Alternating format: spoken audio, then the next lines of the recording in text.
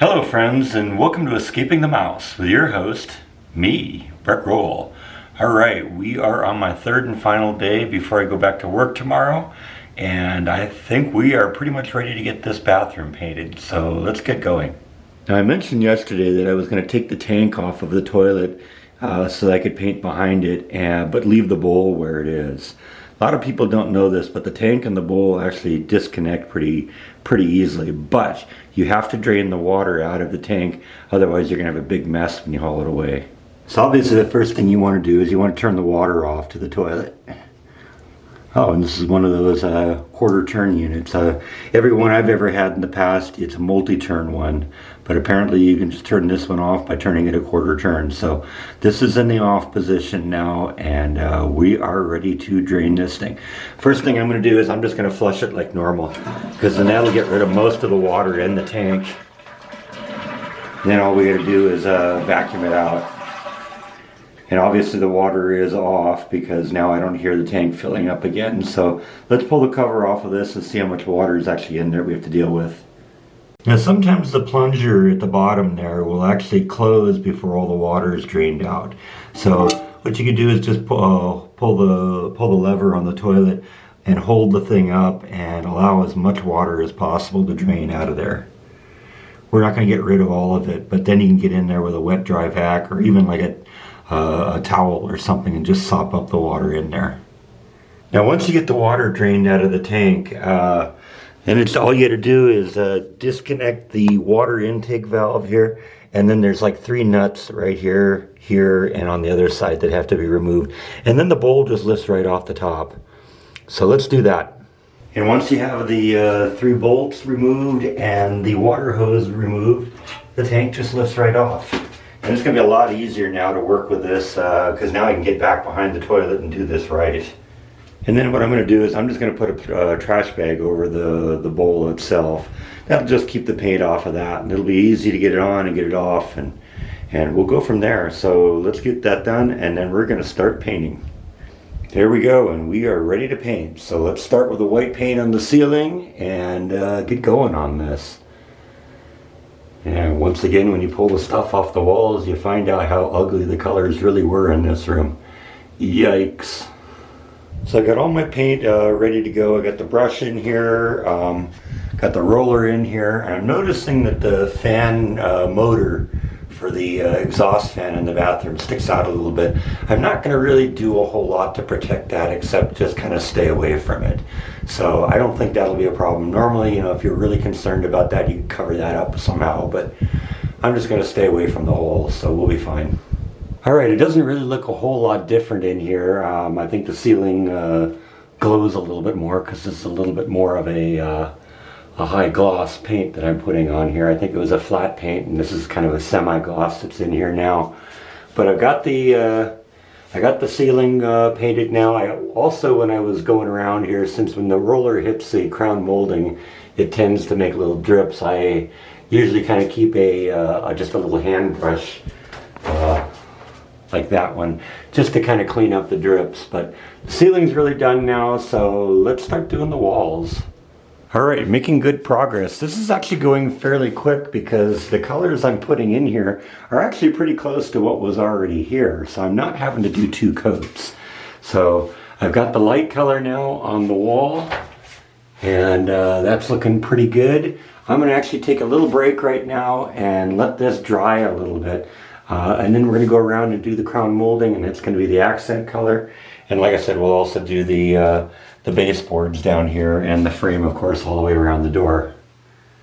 And then I think we're going to be done. Then I'm going to just take all this, all the paper off the wall, put the toilet back together, and this room will be finished.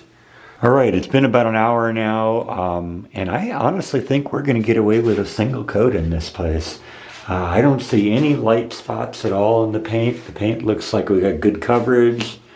Might end up touching up a couple of places here or there, but I'll just do that with a brush. I'm not going to have to put on a second coat, and that actually simplifies the process a lot.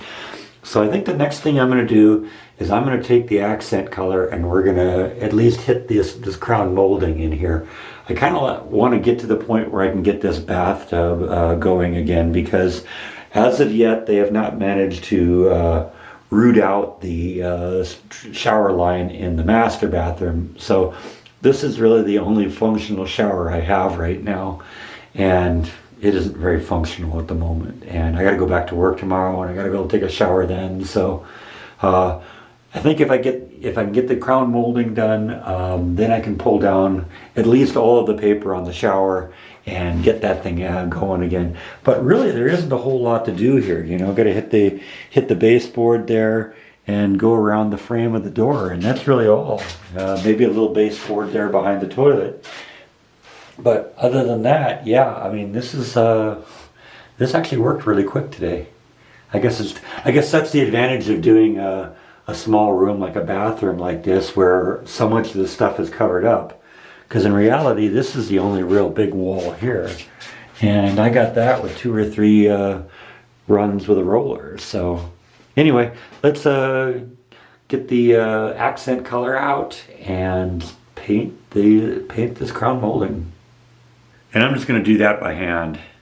Alright, so I got trim, got 2 coats on the trim. I still got to do a little bit more touch up.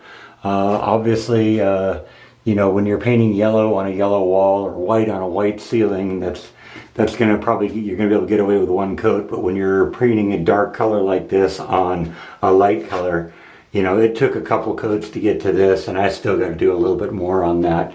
But we are definitely getting there. I also got to clean up my lines a little bit because I get a little sloppy at that point. But, you know, that's always part of the process. So we'll get that done. I'm going to take another little break, let this dry a little bit, and then we'll kind of come in here and finish this off. Alright, so I think we're pretty much done here. It took about 3 coats to get the trim to look nice, but that's kind of to be expected when you're painting a dark color on a light color. It's going to take you a few coats to get it covered up. And actually, I'm looking here right now, there's a couple spots there that could still probably use another coat.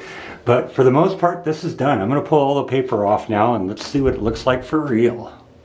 Alright, so here's the final product. All the paper's down, everything's hung back up again.